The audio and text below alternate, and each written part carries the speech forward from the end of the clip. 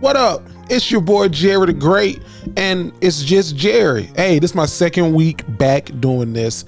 I've really enjoyed it the first week. I hope that y'all enjoyed it too.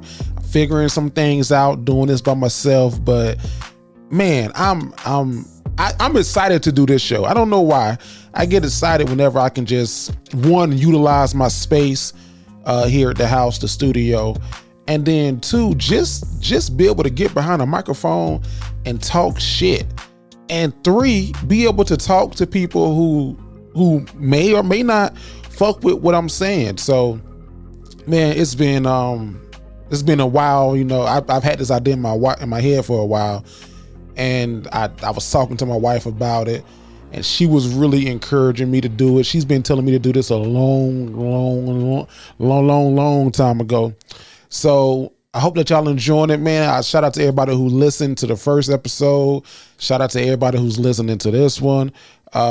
We just here talking. You know, we just gonna figure some stuff out, and we gonna go from there, man. My week was pretty good. I'm not gonna lie. I had a pretty good week. So on Sunday, my mom had her 60th birthday party. I said I'm gonna be honest and raw with y'all, so I'm gonna be honest and raw. So my mom turned 60 on Saturday, but we had a party on Sunday. Now, I can recall thinking back. If I think we talked about the party maybe December 2022, but for sure January 2023 of this year. They had a whole family call. I'm the youngest. My mom had 7 kids. I'm the youngest of those 7. We had a whole family conference call. What we gonna do? How we gonna do it? This, that, and the third. Boom, boom, boom. That was like in January, because I remember it was in January because I was in Atlanta. And I don't know, man. I think when you own, if you're a part of a large family, maybe your dynamic is like this too. But you have some people who do a lot of the talking. You have some people who do a lot of the action, and then you have some people who's just gonna show up and I'm here. So in life, man, I've always been the person where we don't got to talk too much. Let's just get it done. So I was sitting back. I was going to let them figure it out. I didn't want to take on any extraness in my life, you know, to try to plan a party. But man, I think we got to February, and we ended up getting like to April, and nobody had made a move. No moves had been made. I think we ended up getting to May, and we still was at a standstill with the party. People were saying, you know, let's just do it at the backyard. And I was like, man, she turning 60 years old. This ain't a backyard birthday. Like, this should be something special that like she hasn't had yet. Like, I want it to be something granular. So we looked at doing it at a restaurant. And someone had a great point that people aren't going to want to drive to a restaurant. It was a lot, but eventually I had to commandeer. I asked my wife. I said, "Wife, listen, you got a lot on your plate. Would you mind, you know, doing the logistical pieces for my mom's 60th birthday party?"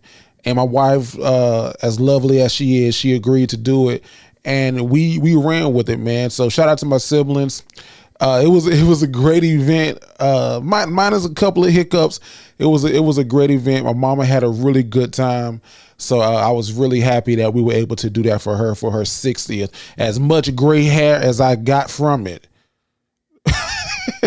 we were able to pull through. So that was cool. The only thing that pisses me off, it's I don't get mad a lot. I don't get mad at a lot of things. It takes a lot to get me angry. That is a fact. I don't get angry. I ain't got the time. I'm not going to give you that much control over me. The one thing that can get me pretty close though is people who RSVP for an event, whether it be a birthday party, a wedding, whatever. People who RSVP and then don't show up. And not only do they not show up, they don't even have the decency to hit you up prior to and say, hey, I'm not going to be able to make it. I thought I was, but comes to find out I can't make it. Those people get on my goddamn nerves. I'm not going to lie to you.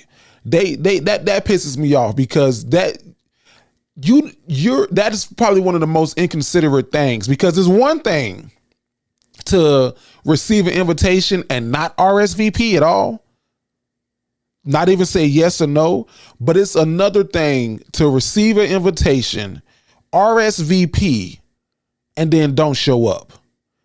Because the people who are throwing an event, whether it be a wedding or a birthday party or a gala or whatever, oftentimes they're paying per plate. So whatever your seat was, we ain't tripping about the space. I'm more so tripping about I had to pay for your plate. And sometimes plates range, depending upon where you at, $40 per person, $150 a person. So people who do that, man, that gets me. We had a couple of people who RSVP'd. I'm not sure if they reached out to anybody else and let them know that they weren't going to be able to make it to my mom's 60th. But a lot of people, not a lot, but a good handful of people did not show up who RSVP'd. And I low-key want to pull up and be like, hey, let me get that money up out you. Like, this shit, somebody had the chicken marsala. It wasn't you. So, and I know, man, like I've been to a wedding this year. I'm in another wedding. I've had a wedding. Even at my wedding, people RSVP said they was coming, didn't show up. I know, and it's tough. Like, so like, what do? I always say that you probably should stack the deck a little bit. So if you are inviting, let's say you having, well, I'm gonna take my mom's birthday party, for example. I think she had a guest list of about 55 people, and I stacked it to 60 people in the event that somebody may show up who did not RSVP, which is also in another room of craziness, but that could be okay, because sometimes communication just don't happen. And no, I'm here. I'm sorry. I thought I did, but I'm here. We'll figure it out. But I think that you should always stack the deck. So if you are expecting 50, plan for 55. And what will usually happen is some of that 50 who you thought was going to come ain't going to show up. And people who you didn't necessarily invite or didn't think was going to come, they going to show up. So if you do it that way, you won't miss out on a lot. And that's what ended up happening with my mama's birthday party. It was a lot of people who showed up, thankfully, who wasn't necessarily on the RSVP list, but other people didn't show up, so they were able to. It was no money wasted, no food wasted, or anything like that. It was a good time. My siblings enjoyed it. My mama enjoyed it. It was something different. So I am very, very, very happy about that. Now I get to relax, man. So I'm heading to, I got to go out of town soon. I'm going to graduation. Graduation is literally a week from Wednesday. So I don't know, man. I wasn't going to go to graduation. I'll be honest. I was not going to go. I wasn't going to go get my master's, if I'm being quite frankly honest with you. I was not planning on going to get my master's. I was done. Because when I finished school, I graduated college in 2016 with my bachelor's in communications. And I attempted to go get my MBA because somebody came to the school and did one of them little seminars. And she said, if you're going to go get your master's degree, don't waste your money on a master's in communication she's like, go get your MBA. That way you can have the business conversation with the people that's talking business in the room. They're not just calling you in the room to talk creative and collateral. So I was like, oh, that's a pretty damn good idea. So I attempted 3 times. I attempted 3 times to go get a fucking MBA. 3 separate times, maybe 4 times to go get an MBA. I don't know who the fuck the M, the B, or the A is, but that shit was not for me. That would, like, it's a lot of math, business classes, statistics and shit. No, hell no. So, so I attempted like three or four times to get my MBA, and this was all in a span of like what 2.5 years, 3 years maybe. So up until 2019, and I was done. I was like, you know what, I'm not gonna do it. I don't think I'm gonna do it. I'm good. I'm enjoying working where I'm at. I enjoy being creative. I'm gonna make it in the podcast game, entertainment game anyway. I don't need no damn MBA. And then in 2020, my wife, she graduated with her master's, and I said, okay, well, I'm not gonna be the dumb nigga in the house. Like, like when we have kids, our kids are gonna look at me like, Daddy, how come you ain't as smart as Mama? I said, no, nah. I gotta go do something. So I found a program at FIU. It was a 10-month program, accelerated program. You take 2 classes per 8 weeks, and that bitch, it moves. It was going. I've never done like hard drugs like cocaine or shit, anything hard. You needed that to fly through this program. I didn't take it, but I think if I would have had that as an assistant, because you got to think, man, and a regular semester is what, 16 weeks if you in college. You may be doing 12 credit hours, so that's 4 classes, sometimes a little bit more than that. But you can, that shit paced out. It's paced. You got 16 weeks, 4 classes. You go to each class two times a week, sometimes 3, and it makes sense, nigga. When you gotta work full time and try to do class, boy, it was a couple of times where I almost let go. I was like, you know what, this ain't even worth it. But it felt good to finish the program. And then I look back and I said, oh snap, I'm the first one in my immediate family to receive their master's degree. Like my brothers and my sisters, they went off to college. And my brothers got their bachelors, but I'm the first one to get my master's in the family. My mama went to school. My daddy went to college. I don't think they didn't get their masters. I'm the first one in the family that I realize now to get my master's. So that was an accomplishment. And and I think the biggest piece for me that played a part in me going to get this master's program, it's almost like a catch-22. It was a catch-22 for real. I got my master's in marketing, and a key component of that was for me to utilize what I learned in this program, not only for a salary job who pays me for work, but for what I do outside of work, my entertainment aspect. Can I market myself? Can I market the podcast better? What tools and what traits can I learn that I can use in my personal life or in my entertainment life and make that better? So I learned a lot. I won't even front and say I didn't learn a lot. I learned a great deal in 10 months. However, I think that it somewhat came at the expense of the dignified delinquents, if that makes sense. Because you got to think, before I started school, let me see. I'm gonna be honest with y'all, tell y'all the truth. In 2020, when the pandemic came, even before the pandemic, at the top of 2020, I made a goal to myself. I said, you know what? I'm going to put out a podcast every week. I'm gonna do an episode of the Dignified Delinquents every week. And this was in January of 2020. And it was me, it was Breeze, and it was Breeze's wife. Her name is Brianna, but Bree, we call her Bree.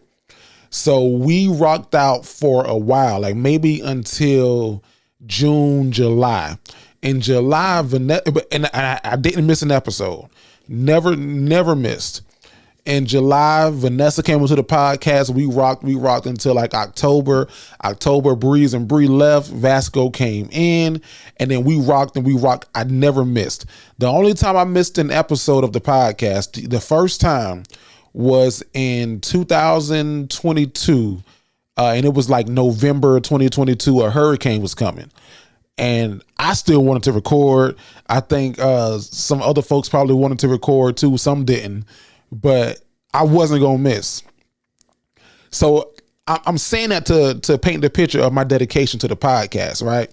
When I went and scrambled up some money to purchase cameras and better equipment, like the podcasts that we record through, the microphones that we use, and it became a habit of breaking these clips down, getting clips out every week, I didn't miss at the sacrifice of other things, right? Because I could be doing a lot of other stuff, but I have to. If we do, back then we were doing like 2.5 hour shows. If I'm doing a 2.5 hour podcast episode, I then have to go back and watch that 2.5 hours back to get my numbers. I then have to take another hour and some change to go take them numbers and then cut those clips. And then I have to take another maybe hour to go and schedule those clips and or post them every day on social media. But that's how our audience grew. A lot of people who listen to the Dignified Delinquents probably came from some form of social media. I know it wasn't just who we knew in our circles. So some of y'all are, but others probably y'all discovered us through social media, which is, the beauty of it. But when I started school, I had to give some things up, and time was one of those things, because I had to dedicate a lot of time to school. 2 classes every 8 weeks. That ain't no hoe. that ain't nothing that you can just blink your eyes at or try to finesse your way through. And I'm a good finesser. I can finesse with the best of them, but I can't finesse two master level classes in 8 weeks, work due Monday through Monday. So I oftentimes, man, like even when I was in the program, I have conversations with my wife, and I was like, I'll be honest, y'all, shit, I ain't got a lot to y'all, especially the YouTube aspect. I would see the YouTube numbers dwindle. And I would start questioning, like, well, is it because I'm in the program? Is it because Vasco left? Is it because Vanessa left? And I'm like, no, I don't think that's it. You know what I mean? I'm sure some people were super fans of Vasco and super fans of Vanessa. Some people are probably like me. If you watching and listen to this, you like me. Some people prefer Bree. Some people prefer Nisa. That happens. That's the game. I think that, just in my opinion, I wasn't consistent. I lost my my routine. And if I'm being honest, I'm still right now working, trying to get it back, because 10 months is almost that changes your whole DNA routine. Like I can't even sit and watch the episodes back like I used to. So that's why I say going to school was a catch-22, because the dream is what I'm doing right now.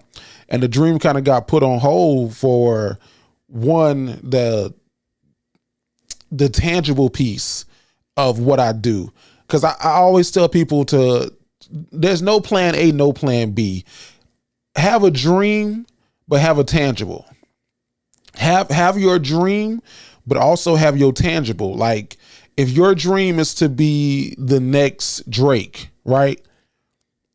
Be Drake. Do all you gotta do to become the next Drake. Write every song, sing, produce, get with your local producers, go do your shows, promote yourself, but you also gotta have a tangible. I'm not an advocate of sleeping on the street because you trying to fund the dream. You might have to lose out on some sleep to do both, but you can do both, depending upon your situation and your circumstances. Now, if you got 7 kids and you talking about you want to be Drake, and at that point, you probably got to weigh your options, because you got to provide for these 7 kids that you got. You can't necessarily go do a show that's not going to pay you. You know what I mean? So I think that, I don't know, man, I'm hard on myself sometimes. So in my brain, I sacrificed the dream for the tangible, which I'm okay with, but I don't know, like, cause I love the dream too, but I need the tangible. And I know at some point, one of these motherfuckers is gonna have to give, right? But, but where I am now, I don't know. It was interesting. It's interesting. It still is interesting. But we'll We'll we'll see what happens, guys. We'll That's why I like doing this. I can be honest and talk my thoughts out. Now I don't know if y'all judging or not, but that's just how it goes, man. So it's interesting. I was I was talking to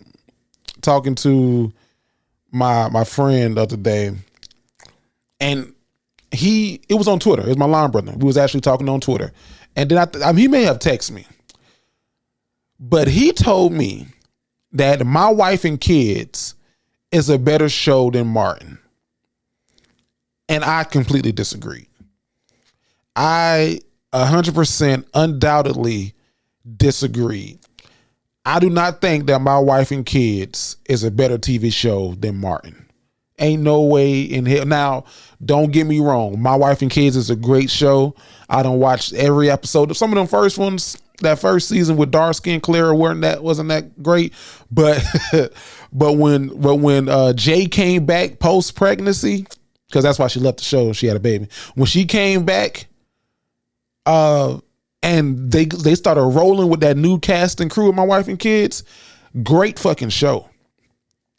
And this is my reasoning of why I say that. Because of course the Wayans family is, fucking legendary.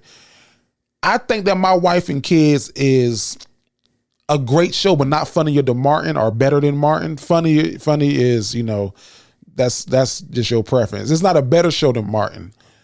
Because if Tisha Campbell doesn't do the show Martin, My Wife and Kids is not a good show. If Tisha Campbell is not on Martin in the 90s, My Wife and Kids in the 2000s is not a good show. Point blank, period. I think that Tisha, if you watch Martin and watch Gina's character on Martin, those earlier seasons, she was I don't want to say snooty. She wasn't snooty. She was very sophisticated. She was the sophisticated girlfriend who, crazy Martin found this sophisticated girl. They were on two different paths, basically, right? And, they ended up being together, and, she was the yin to his yang. And then as Martin kind of got, the show went on to progress, Gina's character became more funnier. Like she kind of picked up those qualities from her boyfriend on the show, husband on the show, Martin. But I think in real life, Tisha probably got comfortable being in that funny role, like giving your body to that kind of comedy that I can't think of the word of what kind of comedy that is. It's not improv, physical. Giving your body to that physical comedy and just letting yourself go. That's not easy. I can't do it. I'm not comfortable just letting myself go. I feel weird. But because she learned that on Martin, she was able to go to My Wife and Kids and take that show up 2 or 3 levels real quick. I think the same thing is true for Tashina Arnold on Everybody Hates Chris. That's a great show. I don't think it's as good as it is if Tashina Arnold isn't on Martin in the 90s. I think the writing is good and the storyline. I don't think it's that great of a show if Tashina doesn't do Martin in the 90s. And you know what else I don't like? I don't like that people are now, and I don't know if it's just social media people, they talking trash about the Martin show. They're talking trash about Martin, saying that it's not that good and it's not that great. And what I realized, man, like, I'll be honest and say my favorite show of the 90s is the Jamie Foxx show. That's my favorite show. That's just a personal preference. But the best show, the best comedy sitcom of the 90s, hands down, is Martin. And that's an unbiased opinion. That's fact. And and you know why I think people hate on Martin, and it's similar to people hating on LeBron or people hating on, Kobe when he was in his prime, and Tiger Woods and Serena. Whenever you make it to the top and you sit at the top for too long, somebody got to come knock you off. They want something to knock you off and replace you. We don't live in the 90s no more. We are in 2023. You can't replace that. So what they going to do? They're going to talk crazy about him. Martin wasn't even that funny. Martin, is it just me or is Martin aggravated? Like, it may not be your preference, but hands down, Martin is the best black sitcom of the 90s. Martin did things and opened doors for other shows. Some of your other favorite shows. I tell you what, there's no Jamie Foxx show, which is my favorite show from the 90s, without Martin.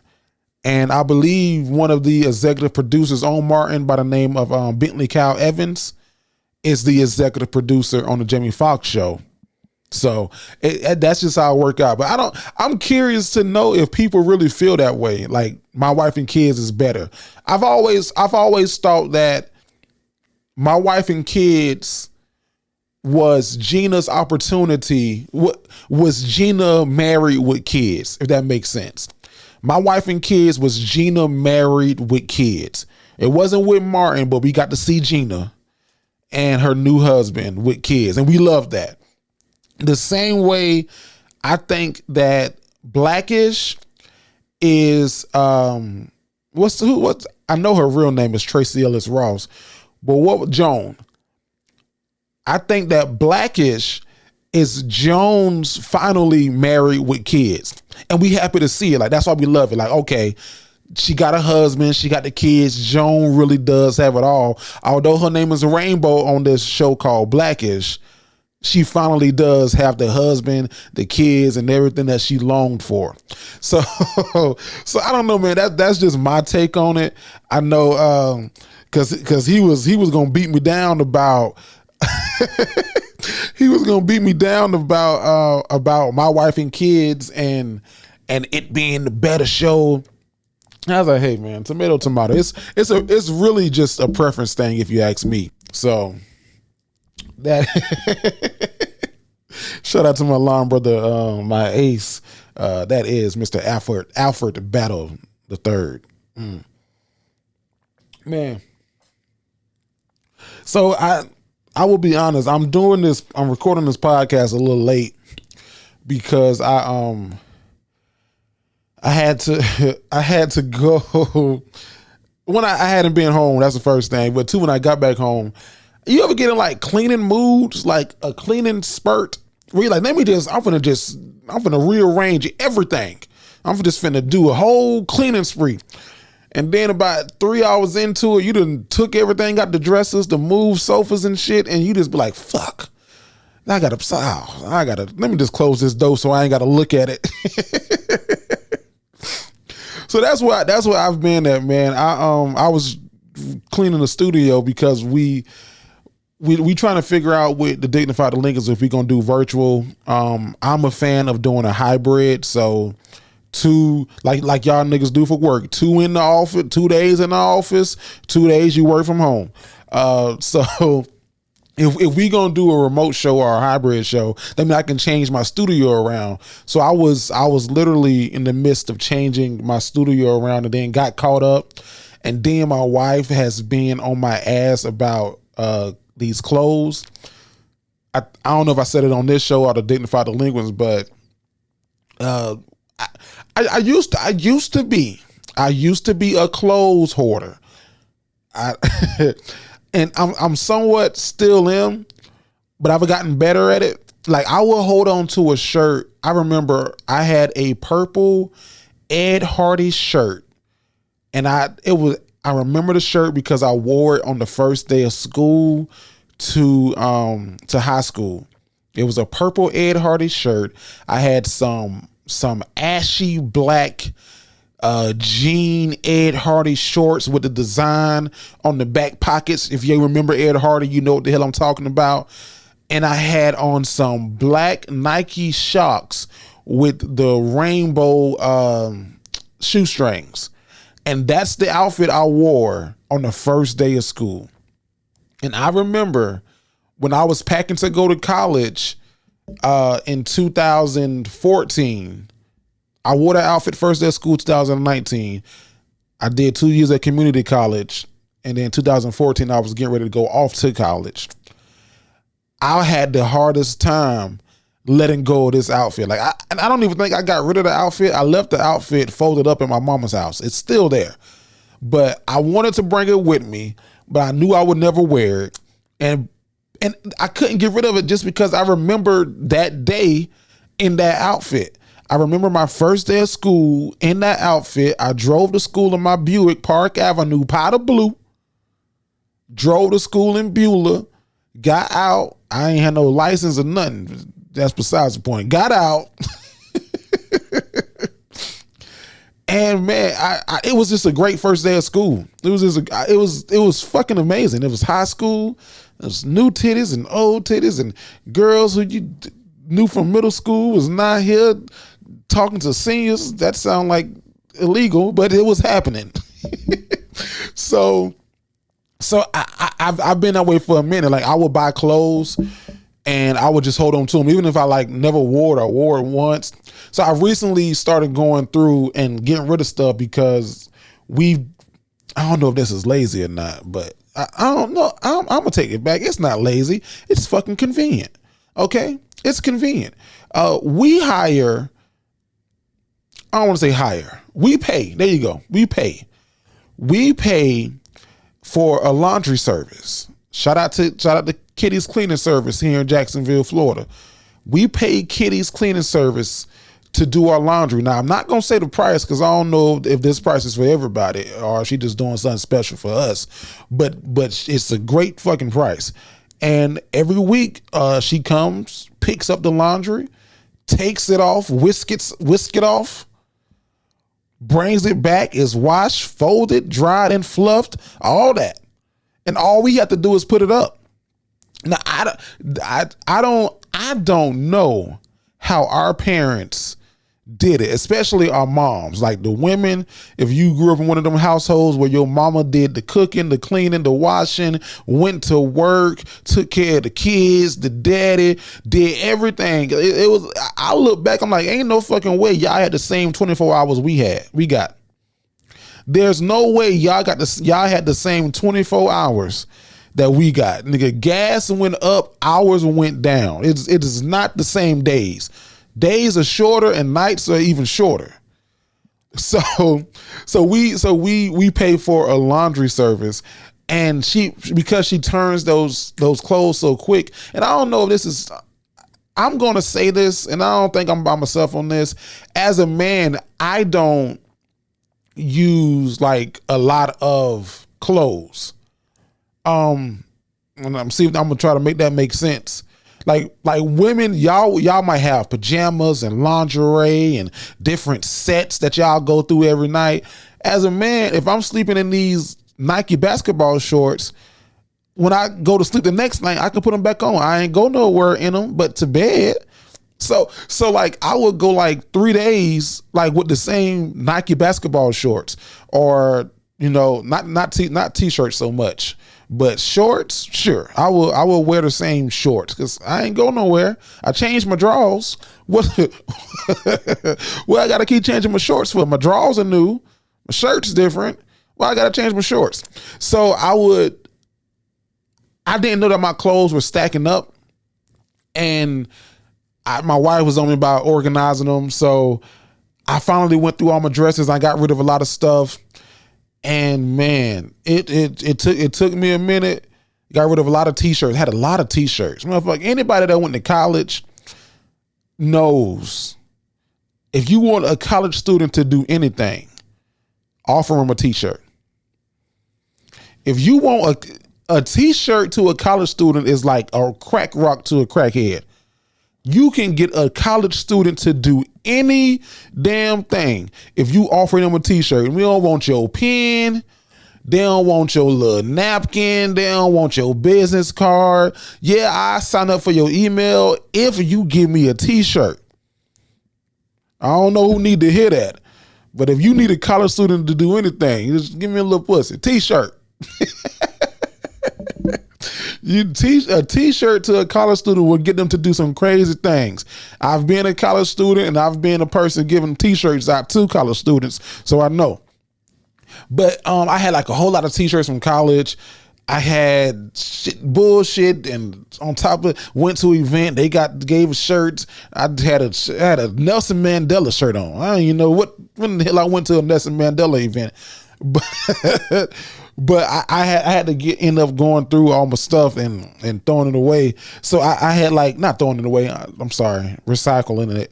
I recycled my stuff. So I I ended up doing that, and it took me forever. So I'm doing this podcast later than I wanted to, and I mean we gonna make it do what it do though, because damn it, I enjoy this, and I'll tell y'all this too. Every time, I'm a perfectionist a lot of bit. That's why some people joke, or some of them be serious about like they don't like to work with me, and that's fine. But I just don't believe in putting shit out. You're not gonna have me looking crazy, and I'm gonna do the same for you. Like, I'm gonna do my best to not make you look crazy. Don't make me look crazy. We're gonna make each other look good. That's the hope. So with anything, I had to talk myself into it. Even getting started to record this episode tonight, it was like, all right, okay, what we gonna do? How we gonna do it? Can we talk ourselves through it? Can we build ourselves up? And I don't know, man. I don't think that's ever gonna go nowhere. I do know though that sometimes is a hindrance, because I will talk myself out of shit for it not being like I vision it. Like, I will want it, like in my head, it looks like this. But because I can't get it to look like that, I'm not going to do it. Like, I have a lot of projects that I've recorded. I've never put them up because they didn't look how I imagined them to look in my head. And then the product didn't make sense. So that shit just sitting on my computer somewhere would never go out. But but I mean, that, you know, I think that you need people like that in the world. You got to have people who are willing to I don't want to say sacrifice, but willing to hold off on shooting the shot to make sure that it's the perfect shot, or as close to perfect as it can be. So that's me, you know. I think y'all gonna learn a lot about Jerry just in these damn once a week episodes, because I done told y'all I probably told y'all too much shit. What else? How deep can we go now? Oh, okay. I'll tell y'all this, and I'm gonna say this, and then I'm gonna go the hell on about my night. So I talked to a lot of my friends. They look at me, I don't know, as like the uncle or the older soul, but oftentimes for advice. So one of my friends is in a situation now where he is looking to change his job. Like he's looking to leave. I think that the job is getting a little toxic, getting a little crazy. And he is considering, like, it's getting so bad he just want to fucking go. And I told him the advice that I live by, that I was told when I was a child: don't you leave no job until you have a new one. Do not leave a job until you have a new one. And if the people who you're working with are for pay attention to you, they know that you're looking. They know that you done pulled yourself back a little bit. I think I'd have had probably about 30 jobs in my life. I'm gonna get a list next week. I'm gonna go through a whole list of jobs that I had from my first job at Winn-Dixie to where I'm currently at. I'm gonna go through a whole list. I think I had about 30 something jobs, and I don't think there's ever been a time where I quit a job and didn't have one. Maybe in high school when it was, I was just working, just whatever. But there's never been a significant time in my life where I was dependent upon myself, where I quit a job and didn't have one. Now it was an instance where I came close. Damn it, I was on the cusp, nigga. All right. Like I said, I'm gonna keep it honest, real, and raw on this podcast. So I was working at a place. Can I say the name? I'm not gonna say the name. I'm not gonna say the name of the place I was working at. But if you know, you know. And the job I got, someone else had applied for that job who was working close to me. He didn't get it. He said I stole his job. But if I know now what I known then, that motherfucker could have had it. They didn't want him because he interviewed, and on my first day of work, they told me, hey, we know this, we had this guy so-and-so, and he was an intern and he was terrible. And I was like, hey, well, I know him like in real life. So, he's just young, figuring it out. But if they would have, hindsight being 2020, they could have fucking gave that shit to him. I'm not an extremist for anything. You ain't gonna see me go crazy too much about nothing other than fairness for everybody, fairness for people, for women, for black women, for black men, for just people in general. Like you ain't gonna just do nobody wrong around me. I don't care. I don't care what you look like. That's probably the craziest I would go. You ain't gonna see me just out here for my opinion and my thoughts and my belief just fighting. No, hell no. But whenever I'm working in an environment, especially an environment that's a service environment, direct service, meaning that they're providing service to people, and if the people that are being provided services look like me, meaning that they're black or brown, I think that the organization should reflect the people that they're helping. Not saying that it has to be all that, but if you have an organization of, let's say, 20 people, you need more than just 2 black people on your staff. That's my opinion. That's how I feel. The place I was at, that ratio was about right there. It was only 2 black people. Maybe it was a staff inside that office of 15. I never felt comfortable at that place. Never felt like I can never be my full authentic self. And I didn't want to be. Like I didn't want to be. I did not want to be.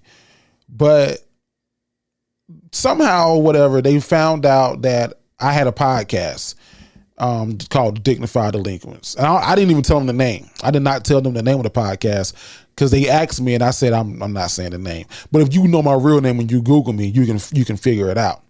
So they never told me that they found out. And I'm saying they because I still don't know who it is specifically. They never told me that they found out until months later, maybe 2 or 3 months later. I walk into work and my supervisor calls me like, hey, Jerry, come here. White guy, come here. So he brought me in his office. He closed the door and he said, so we heard your podcast. And I'm like, motherfucker, which episode? which one? We heard the podcast and folks are just a little uneasy about it. And I'm like, well, what the fuck did I say on my podcast that got people uneasy? I ain't saying nothing crazy. And what I did was I told a story with redacted names about a situation that happened at work and how it made me feel in that situation. So that's what they heard. But the person who heard this and then spread it around to the office had to have been listening for a while. Because like I said, they found out about it 3 months ago. So you had been listening for 3 months. And I know that we got some light-skinned play cousins, some white play cousins that listen to the show, but it's a specific demographic that listens to the Dignified Delinquents. Like the people who work there, this ain't y'all show. Like this show ain't for you. So you were listening for something. And lo and behold, one day you found it. So eventually my boss basically told me that I should go down to the basement where everyone is and apologize for what I said on the podcast and how it made them feel. And in my mind, I'm like, so fuck how they made me feel in the story that I told on the podcast. I have to apologize to this room full of white people about how my podcast made them feel. So I went down there with the intention to have a listening ear and to see if an apology was needed. On my behalf. I didn't feel like I needed to, but I went down there. And one thing, I know I said earlier, I don't get mad often, but one way to quickly get me pissed the fuck off, like to a point where people who see me like this, they're like, okay, we don't even know who the fuck that is. It's to constantly repeat yourself to me in a demeaning way. It happened with a professor in college. My wife gets on my nerves sometimes when she does it. Like, she's like, you say the same thing to me over and over again. That shit gonna piss me off. So I was down in the basement, and they all one by one are saying how what I said on my podcast, which was nothing crazy. I've said a whole lot of crazy shit on the podcast. They could have talked about me doing the wedding gushy segment. They could have talked about me talking about why men love big. They could have picked a number of reasons. The reason that they picked to bring me down into that basement was because of a story I told with redacted names about a situation that happened at work and how it made me feel. The motherfuckers was wrong as fuck in that situation too. So they going around the room just snipering at my ass, pow, pow, just picking my ass one by one. And I'm getting so like, if you in the room, if you sitting by me, because I'm sitting by myself, I don't want nobody over here with me. You could feel the heat coming off my body. You can if you were close enough, you ever went outside like during the winter time and like the little smoke shit be coming off your body like you white ice or something. That shit was coming off of my body. I was fuming. And then my boss was like, basically, Jerry, is there anything you want to say? And I said, if y'all listen to my podcast and y'all were offended, I apologize that y'all were offended. And that was my apology. Yeah, because we didn't know that. On everything I love, on my daddy, I was this close, dog. This fucking close to telling everybody in there to kiss my whole ass. Kiss my whole, I'm going to put a W on each ass cheek, bend over. It's going to say, wow. I want y'all to kiss the O on the, I want y'all to kiss. I was this close. I had to call my wife, and my wife was like, it's time for you to start looking for another job. Like, you can't leave, you can't quit because you need your job. She's like, you can. If it's that bad, get the fuck out of there. Go. If you gotta go. She said, but you should not leave a job without having another one. And that is the only time in my life, second time in my life, where I wanted to quit a job before I had another one. So that's my advice to anybody, man. Don't y'all quit no fucking job without another one, unless the situation is that dire and it's fucking with your mental, and you got a little money saved up, or you got a way to survive in between jobs. Don't you quit no fucking job. In the words of my mama, let them fire you. At least you can get some unemployment. Let them fire you. Hey man, I gotta go, but y'all know, one of my favorite things about this podcast is that I get to do a song of the week. Now, this week, my song of the week, it's not an old school song, but it's a throwback song. And if you know me, you know that my favorite song is my favorite, old school ballad is Yearning for Your Love by the Gap Band. So I was listening to this old song the other day, and I was like, oh shoot, I see why I like this song. So it was Natasha Bedingfield and Sean Kingston. They did a song called Love Like This, and that is my throwback song of the week.